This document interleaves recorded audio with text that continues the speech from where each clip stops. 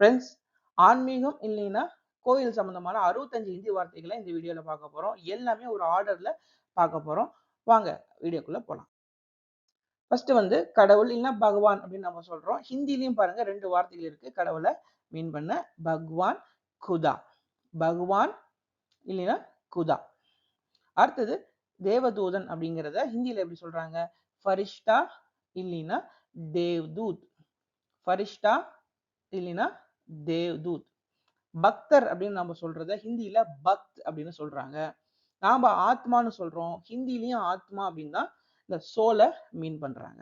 பக்தின்னு நம்ம சொல்றோம் அந்த உணர்வு, அங்க பாருங்க அங்கேயும் பக்தின்னு தான் வந்துருச்சு. ஒரு விஷயம் சொல்லிக்கிறேன், ஆன்மீகம் பொறுத்த வரைக்கும் நிறைய வார்த்தைகள் வந்து நம்ம தமிழ் வார்த்தைகள் மாதிரி தான் ஹிந்தி வார்த்தைகளும் வரும்.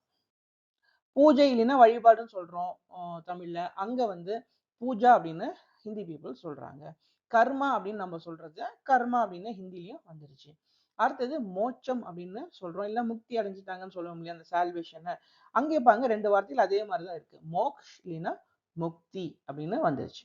அடுத்தது சொர்க்கம் அப்படின்னு நம்ம சொல்றோம், ஹிந்தியில ஸ்வர்க் அப்படின்னு வருது.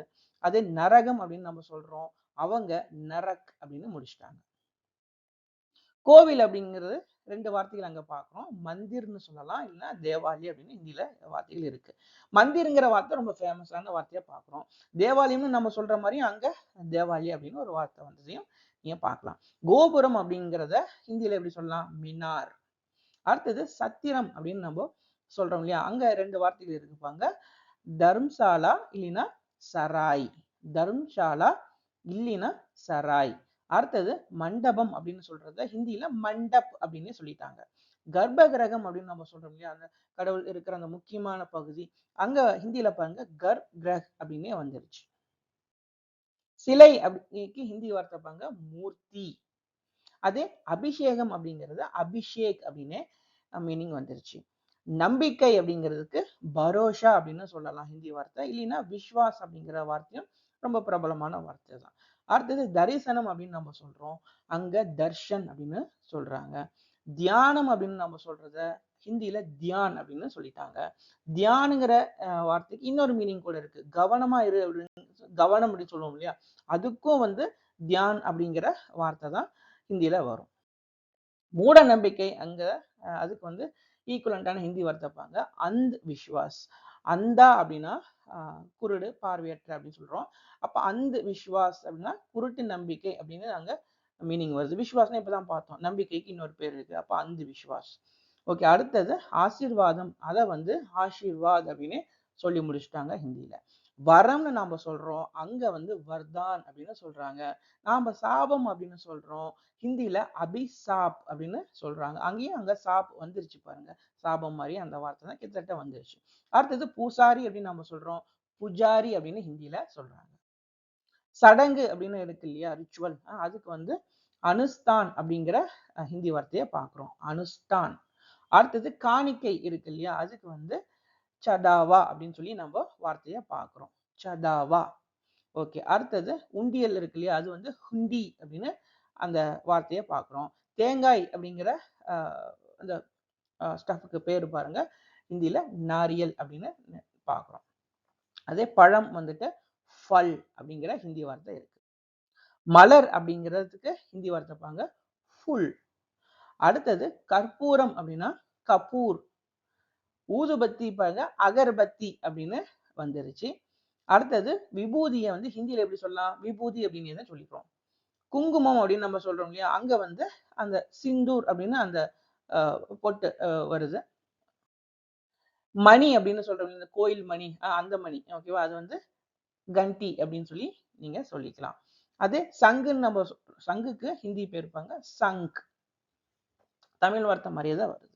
அடுத்தது ரதம் இல்லைன்னா தேர் சொல்லுவோம் இல்லையா, அது பாங்க நம்ம ரதம்னு சொல்ற மாதிரி அங்கேயும் ரத் அப்படின்னு அந்த வார்த்தை வந்துருச்சு ஹிந்தியில. தீர்த்தம் அப்படிங்கிறது ஹிந்தியில எப்படி சொல்லலாம்? தீர்த்தா அப்படின்னு வந்துருச்சு. அடுத்தது பிரசாதம் வந்து பிரசாத் அப்படின்னு சொல்லிடலாம் ஹிந்தியில. கோவில் குளம், அதுக்கு வந்து ஹிந்தியில பாங்க மந்திர் தாலாப் அப்படின்னு பார்க்கிறோம். தாலாப்னா அப்ப குளம்னு ஒரு வார்த்தையை நம்ம தெரிஞ்சுக்கலாம். அடுத்தது புனித நதி அப்படிங்கிறத பவித்ர நதி அப்படின்னு நம்ம சொல்றோம். புனித நீராடல்னு சொல்லுவோம் இல்லையா? அதுக்கு வந்து பவித்ர ஸ்நான் அப்படின்னு சொல்லுவாங்க. ஸ்நான் அப்படின்னா நீராடல் அப்படின்னு சொல்றோம். நகானா அப்படின்னா குளியல்னு சொல்லுவோம். ஆனா வந்து இப்ப நீராடல் நம்ம இங்க தமிழ்ல வச்சிருக்கோம் இல்லையா? இந்த மாதிரி அந்த சடங்கு ரீதியா குளிக்கும்போது அங்க வந்து பாருங்க அதுக்கு ஈக்குவலண்டான ஹிந்தி வார்த்தை தான் ஸ்நான். நார்மலா குளியலுக்கு நகானா அப்படின்னு தான் குளியல்னு நம்ம ஹிந்தியில பார்ப்போம். அடுத்தது புனித நூலுக்கு பவித்ர புஸ்தக் இல்லைன்னா கிதாப்னு கூட அந்த புக்குக்கு இன்னொரு வார்த்தை ஹிந்தியில இருக்கிறத நீங்க பார்க்கலாம். தேவாரம்னு சொல்லுவோம். இல்லைன்னா ஸ்துதி பாட்டு இருக்கு இல்லையா? அந்த பஜனை பாட்டு தான். அதுக்கு வந்து பஜன் அப்படிங்கிற ஹிந்தி வார்த்தை. திரிசூலம் அப்படிங்கிறத திரிஷூல் அப்படின்னு ஹிந்தியில சொல்றாங்க. திரித்துவம் அப்படின்னு ஒரு வார்த்தை இருக்கு தமிழ்ல. இது என்னன்னா இந்த 3 கடவுள் இருப்பாங்க. எல்லாமே ஒருத்தர் தான் அப்படின்னு சொல்லி நம்ம சொல்லுவோம் இல்லையா? இப்ப சிவன், பிரம்மா, விஷ்ணு 3மே ஒருத்தர் தான் அப்படின்னு சொல்றோம்ல. அதுதான் அந்த ட்ரினிட்டின்னு இங்கிலீஷ்ல அந்த அழகான வார்த்தை இருக்கு. இது உங்களுக்கு நிறைய பேருக்கு தெரிஞ்சிருக்கும். அதுதான் வந்து திரிமூர்த்தி அப்படின்னு ஹிந்தியில சொல்றாங்க. ஓகே. சூப்பர் நேச்சுரல்னு சொல்லுவோம் இல்லையா? இயற்கைக்கு அப்பாற்பட்ட.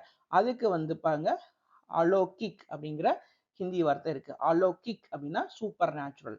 சாமியாரை வந்து சாது அப்படின்னு சொல்லலாம் ஹிந்தியில. இல்ல ரிஷி அப்படின்னு சொல்லிக்கலாம். பிச்சைக்காரர் வந்துட்டு பிக்காரி அப்படின்னு நம்ம பார்க்கிறோம். தானம் வந்துட்டு பாங்க தான் அப்படிங்கிற ஹிந்தி வார்த்தை வந்துருச்சு. ஒரே மாதிரி தான் இருக்கு. அந்த தான தர்மம் சொல்லணும்ல தானம் அது தான். பாவம் அப்படின்னு நம்ம சொல்றோம். ஹிந்தி பீப்புள் பாப் அப்படின்னு முடிச்சுட்டாங்க. புண்ணியம் நம்ம சொல்றோம் இல்லையா? புண்ணியமுக்கு ஹிந்தி வார்த்தை வைப்பாங்க. புண்ணிய அப்படின்னு வந்துருச்சு. ஆன்மீகம் அப்படின்னு சொல்றோம் இல்லையா? இவ்வளவு நேரம் பேசிட்டு இருக்க டாபிக். ஆன்மீகம் அப்படின்னா பாருங்க அத்தியாத்தம் அப்படின்னு நம்ம பார்க்கிறோம். அத்தியாத்தம். மதம் அப்படிங்கிற வார்த்தைக்கு சரிசமமான ஹிந்தி வார்த்தை தர்ம். தர்ம். யாத்திரைக்கு தீர்த்த யாத்திரை அப்படின்னு சொல்லலாம். யாத்ரீகர்னா நம்ம அந்த பயணம் போறாங்க இல்லையா? அந்த பில்கிரிம்னு நம்ம சொல்லுவோம். அதுக்கு வந்து யாத்ரி அப்படின்னு அந்த வார்த்தையை ஹிந்தியில பார்க்குறீங்க. பக்தர்கள் கூட்டம் பார்த்தீங்கன்னா பக்தோன் கி பீட் அப்படின்னு நீங்க பார்க்குறீங்க. பீடுனா கூட்டம். பக்தர்கள் அப்படிங்கும்போது பக்தோன் அப்படின்னு வருது. சரி. அடுத்தது கோயில் தெரு அப்படிங்கிறது மந்திர் மாக் அப்படின்னு நீங்க சொல்லலாம். அடுத்து கோயில் நகரம் அப்படின்னா மந்திர் ஷஹர் அப்படின்னு நீங்க சொல்லலாம். விரதம் இல்ல உபவாசம் நம்ம தமிழ்ல சொல்லுவோம் இல்லையா? அதுக்கு பாருங்க ஹிந்தி வார்த்தை உப்புவாஸ். உப்புவாஸ். அடுத்தது அங்க பிரதட்சணம். அது வந்து அங்க பிரதக்ஷன் அப்படின்னு ஹிந்தி வார்த்தை வந்துருச்சு. தீ மிதித்தலுக்கு வந்துட்டு ஆகு பர் சல்னா. ஆகுனா நெருப்பு, பர்னா மேல, நெருப்பு மேல நடக்கிறது அப்படின்னு அந்த பேரு மீனிங் பாக்குறீங்க. ஆகு பர் சல்னா. ஓகே. அதே ஆத்திகன் அப்படின்னா ஆஸ்திக். ஆத்திகன்னு தெரியும் இல்லையா? கடவுள் நம்பிக்கை இருக்கிறவரை ஆஸ்திக் அப்படின்னு சொல்றாங்க. கடவுள் நம்பிக்கை இல்லாதவங்க நாம வந்து நாத்திகன் நம்ம சொல்லுவோம். அங்க வந்து பாருங்க நாஸ்திக் அப்படின்னு ஹிந்தியில பார்க்கிறோம். ஓகே ஃப்ரெண்ட்ஸ், இந்த மாதிரி இன்னொரு இன்ட்ரெஸ்டிங்கான வீடியோல நம்ம பார்ப்போம். பை.